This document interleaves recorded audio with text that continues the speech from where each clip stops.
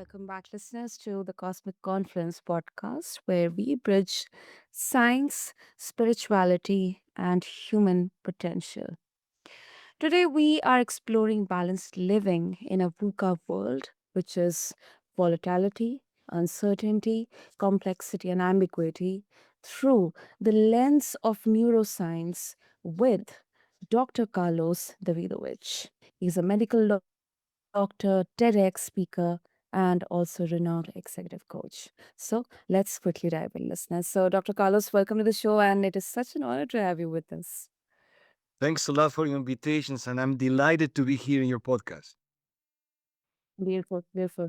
Dr. Carlos, let's talk about the VUCA world. I mean, your work emphasizes that leadership and really, I guess, the life itself, it isn't about pushing harder, but understanding how our brain works or it functions. So in a VUCA world, what's the single biggest misconception people have about how the brain handles stress and anxiety or uncertainty? That's a great question, Sana. The big misunderstanding is not being mindful to be in control. Being reactive 100% of the time. If we fully understand that we live in a VUCA world, that we do, then there are certain parameters that will not change. And those parameters don't depend on ourselves. The only power we have is about our mind, is what we want to do with our mind. Mhm. As Viktor Frankl used to say, as Austrian psychiatrist, Mhm. everything can happen, anything can be taken from us. We can live a lot of pressure in life, but it's something that we'll never, never, never lose. That is the right to decide how to respond to the external world. At the moment we understand the pattern, the focus should be on how to respond. The focus should be in a priority to understand where I want to be myself facing this VUCA world. I don't know if I explain myself. Mm. Well, it's something to ponder upon. And I feel like it really feels like many of us glorify this resilience without realizing that we might be setting ourselves up for burnout. And I'm really curious, Dr. Carlos, what exactly the science says about that balance. I always, when I coach, the first things that we work on is in priority. What do you want in this life, for this life? And of course, we are not, we don't have superpower. We do, but not in the, let's say, in the traditional way. Yeah. So we need to understand our limitations, but at the same time, our power. And when I talk about power, I talk about power from a spiritual point of view. Power, the definition is the capacity of doing things, to do things. And what I recommend, and I work a lot with my clients, is don't give the power away. When somebody is, let's say, pushing us, when the circumstances, when the VUCA world is pressing us every single day, we still have, I will say, the possibility to keep the power and to decide what to do. At the moment that we give the power to others, we lose that possibility. In other words, we lose that freedom. I love your podcast because it's connecting, I will say, science with spirituality. And to be honest, Sana, that was the reason I started getting into neuroscience. I personally have very, I will say, non-traditional experience or spiritual experiences that gave me the clear idea that reality is not what we think it is, and that we are responsible in a positive way. I'm not saying as a burden, are responsible of creating our reality.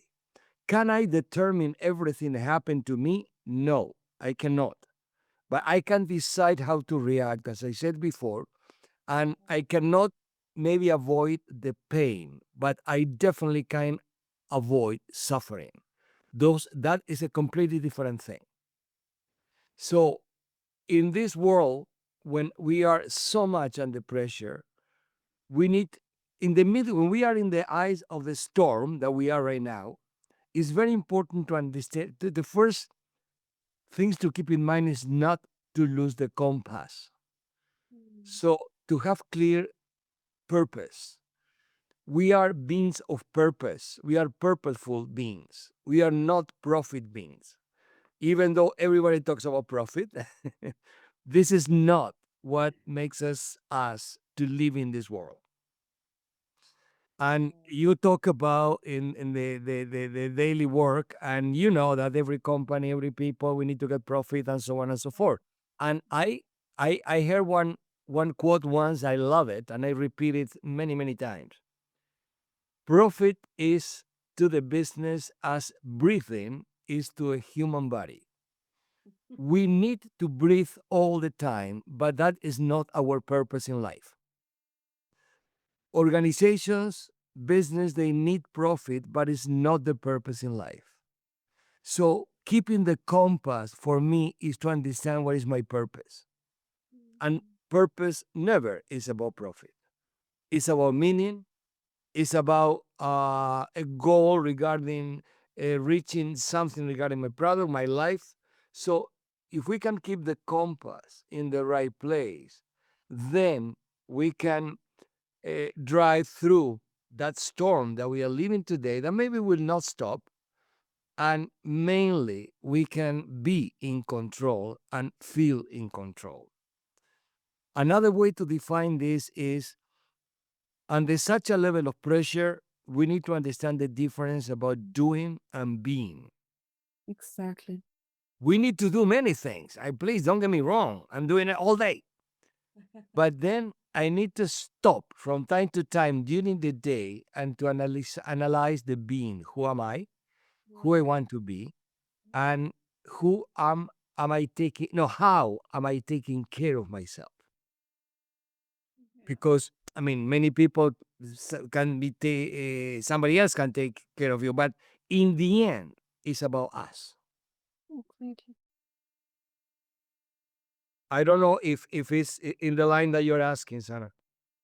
No, no, I totally um, agree with you because some of the things, some of, and these are some hard hitting facts that we tend to ignore in our daily lives.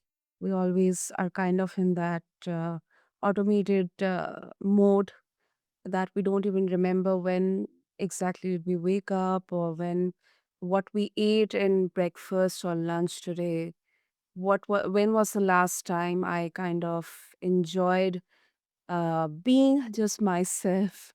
So, especially in today's context, all of these they hold so much relevance and importance. So it does absolutely make sense. Yeah. And Dr. Carlos, I am also curious to know um, why you call it as the VUCA world. I mean, uh, you constitute VUCA of all these elements like volatility, uncertainty, complexity, and ambiguity. Do you think this is kind of what the future looks like? To be honest, I mean, I didn't invent it, of course. That, as far as I understand, that comes from the military world, and the business world took it from there. Okay. And uh, I will say this is not about the future. This is about the present. Okay. And and if, we start talking about VUCA world, I would say, I don't know, maybe 10 years ago. So it's not a new concept coming to the mainstream. Okay. But after the pandemic, I will say the pandemic situation took the VUCA world to the next level of Yeah. complexity. And Yeah. what I'm trying to say is try to avoid to go into panic because this is a fact. This is the world we live. And definitely if something happened through evolution in civilization was our capacity to adapt ourselves to a new situation. Exactly. So one of the most, I would say, powerful characteristic of a human brain is this ability to adapt.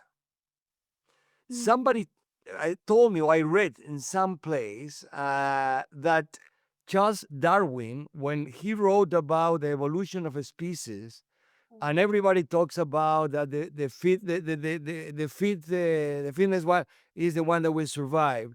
In the book, what talks the most is about collaboration and adaptability because those were the one that were able to survive for millions of years.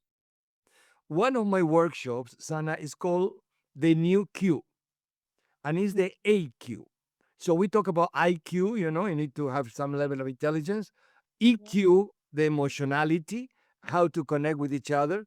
But today we talk about another Q, is the AQ adaptability quotient that involves resilience, but it's not only resilience, it's more than that. Is to have this kind of mindset that the only way to keep moving and moving forward and being successful as a human being in our spiritual life, on our business, is based on our capacity to adapt ourselves to the new circumstances. So why not to change the attitude? Why not to stop suffering about the VUCA world and take it as a healthy game, mind game?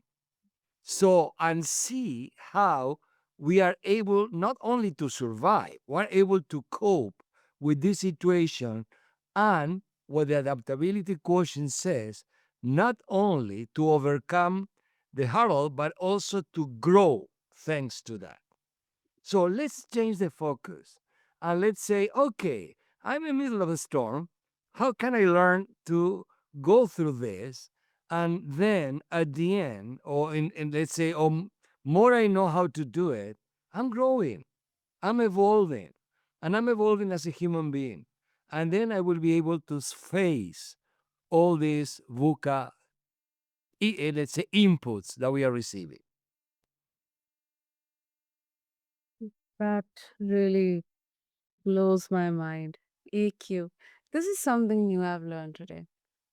We talk about IQ. And now we have been talking so much about EQ, whether it's being a leader or in the professional context or personal aspect. But I think AQ, this is something new and so relevant right now. So much relevant right now, especially. Um, thank you for sharing that, Dr. Carlos. And then in our last conversation podcast, we talked about your five brain leadership model, which again blew my mind off because you suggest that there are layers of brain processes at play in decision making. So, if you can once again share with us, how can individuals train themselves to stay grounded and make clearer decisions when everything around them is feeling chaotic? I mean, this is, of course, is just is a metaphor how our whole brain works. I mean, I recognized different parts of our brains, and I decided just to talk about the five brain leadership. Five brains represents three brains in the upper brain, our heart because it has neurons, same cells as the brain, and our gut. Our gut has a complete nerve system. each of them, all of them are intertwined. Okay, don't get me wrong. We're all connected, and they are communicating all the time and influencing each other. That's today we talk about the adaptive brain. Is a whole system. Well, our whole body is a whole system. Is one, but and the outside as well. But we can go there later. To understand the five brains means to understand the different kind of inputs that we receive from inside, not from outside. If I understand and recognize the narrative of each of these brains, I can understand where I am emotionally talking, who is in control, and what are the potential consequences.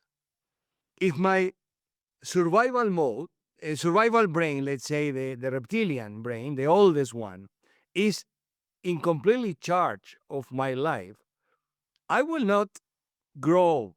I will just survive. I will just react. I will just try to win or I lose. So it's a zero sum game. So there are certain rules that are not helping me to move forward. And still, we have the power, I will say, to be in control. So there is something that we are missing.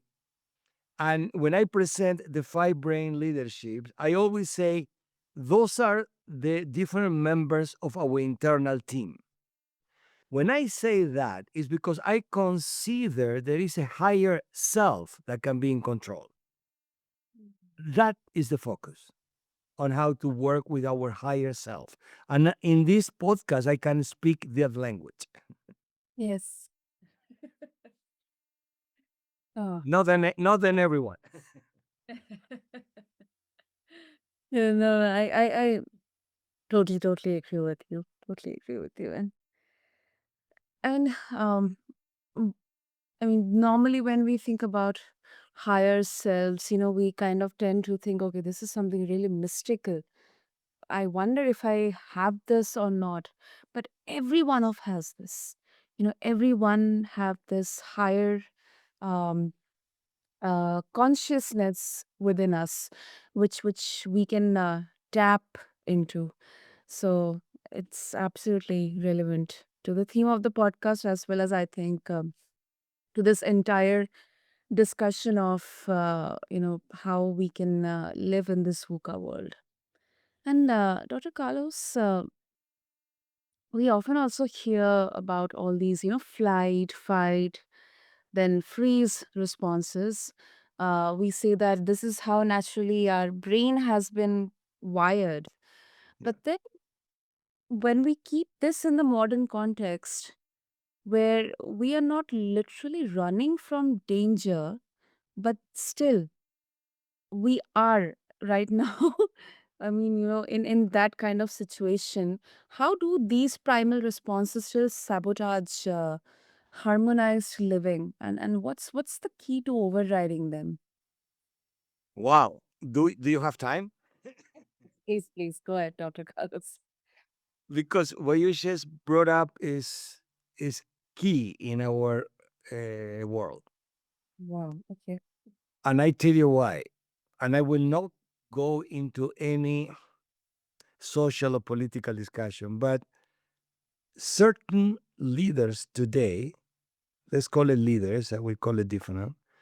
They are, I don't know if they are mindful of that, they know about that, but they are using or they are leveraging our primal response from our reptilian or survival brain, fight, flight, freeze, are using in their benefits.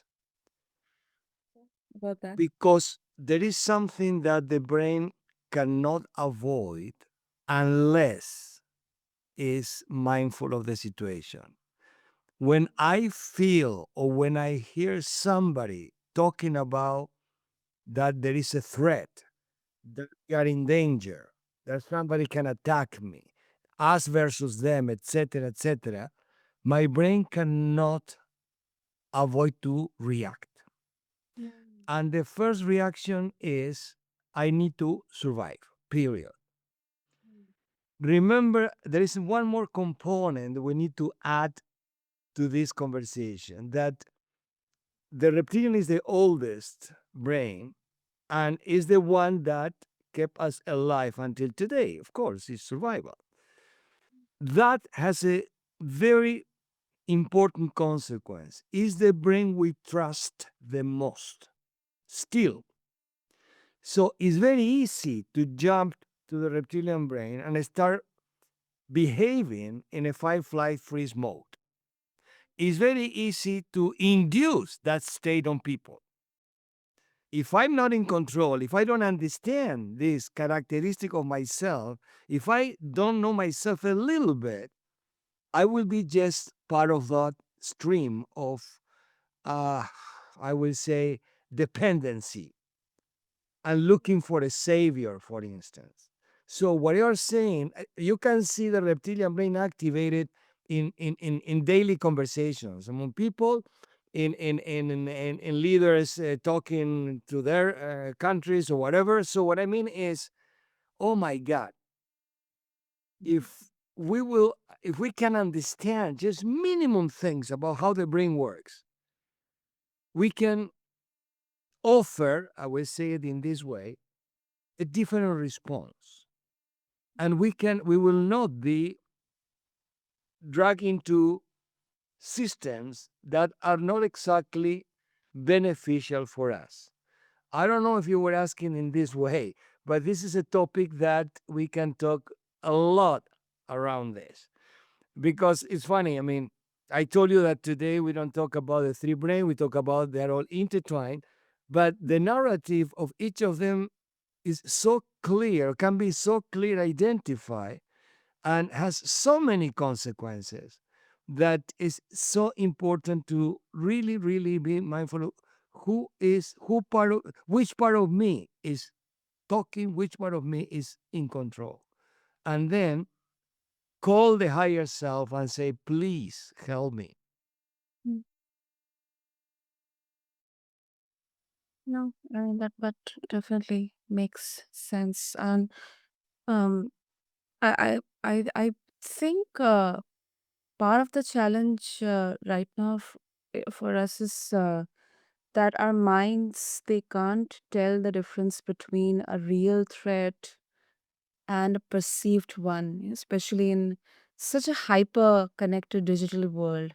Mhm. Uh, Do you think that it has kind of been, I mean, the mind can be so quickly retrained into believing something else, or it's all maybe due to our history or due to some kind of our past associated, or it's just the biological factor working there? There is one component, more component we need to add. Okay. The brain needs to have a plan, and the brain hates uncertainty. Yeah. Right. The brain needs to know what's coming to be prepared. The other component I want to include in our conversation is the brain doesn't care at all if the story is true. The only thing that the brain cares about that makes sense. So if you are telling me the story that my neighbor is going to attack me and you can build a good story, my brain will buy it. Even though I never have problem with my neighbor, you know what I mean? So the brain, as you know, we create this reality, the way we face the reality, but the brain needs to make sense of what's going on around, independently of what is really the truth. This is the foundation of fake news, of conspiracy theories, etc., etc. So, knowing how the brain works can give us an advantage to be prepared and to keep ourselves in this, I would say, healthier place, mind wise. Hmm. Wow, that is really thought-provoking. And Dr. Carlos, can you also explain this neuroscience behind why energy is a more sustainable resource for productivity. I mean, because you stress on the importance of maximizing energy rather than time. But normally in so many cultures across you know g- uh, globally, I mean, we focus on the number of hours put in there, equating to productivity. I mean, how that mindset shift changes our relationship with work. I will say that it's a completely different mindset that we need to understand. Like you said, we don't have any control over time. Time is a fixed factor of the equation, and we have full control of our energy. Allo- Allostasis is the technical name of how the body manages energy. Okay. All our work, or part of our work, should be heading on how to manage our inner energy. To understand when I need more and to stop, to understand how I can leverage, depending on the different cycles in during the day, when I'm more productive or less productive. But everything is around the amount of energy in my body, the way I eat, the exercise I do, the relationship I have. All of these factors and many more, they affect on the how we charge or discharge our batteries. Knowing these basic parameters is impressive how much productive we can become. She's knowing how to charge our battery in the right place.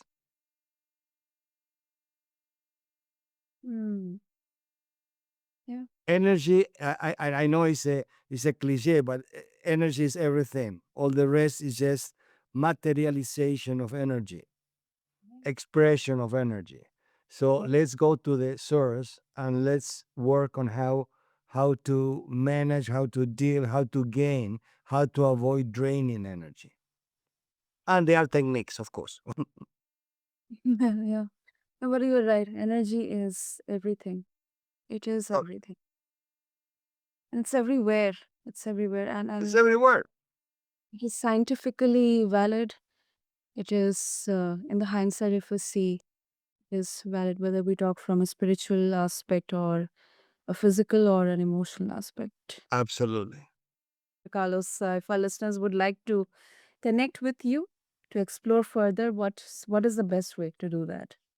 The best way is my website, www.carlosdavidovich.com, or LinkedIn. My LinkedIn profile, just put Carlos Davidovich and Neuroscience, and they will pop up very easily. And I'm totally open to talk and to respond on any request from people. Beautiful. I'll have all the links mentioned in the show notes. And listeners, that was really, really an illuminating and thought provoking conversation here with Dr. Carlos Davidovich. If today's episode sparked new ways of thinking for you, be sure to follow us for more cosmic insights like these. Until next time, stay grounded and stay curious.